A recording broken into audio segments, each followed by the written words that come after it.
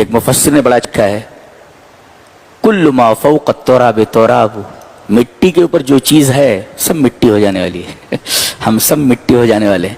کبھی تنہائی میں اکیلے ذرا سوچو کہ موت آ گئی، آپ کو موت تو لگی ہوئی ہمارے پیچھے، طرح طرح کی بیماریاں ہمارے پیچھے لگ گئی ہیں، کب کون نکل لے کچھ پتہ نہیں ہے۔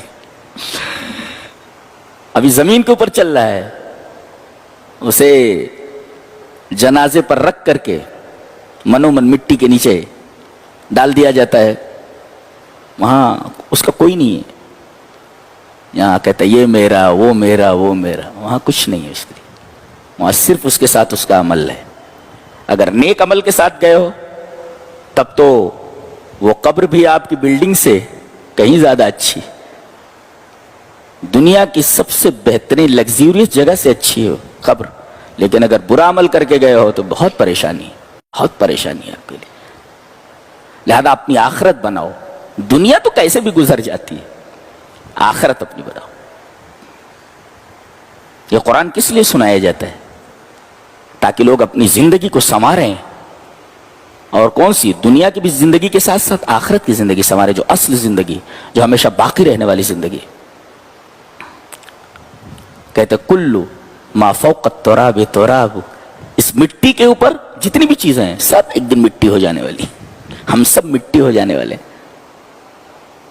بتاؤ، ایک آدمی اپنے حسن کے اوپر غرور کرتا ہے،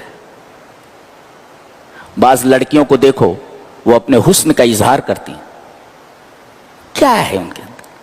پیٹ میں تو گندگی بھری ہوئی، پیشاب کرنا، پیخانہ کرنا، منہ سے بدبو کا نکلنا، کیا ہے تمہارے پاس؟ کچھ بھی نہیں۔ یہ دنیا کی حقیقت ہے، گندگی کی سوا کچھ نہیں۔ تو کل ما فوق التراب تراب، مٹی کے اوپر جتنی بھی چیزیں ہیں سب مٹی ہو جانے والی۔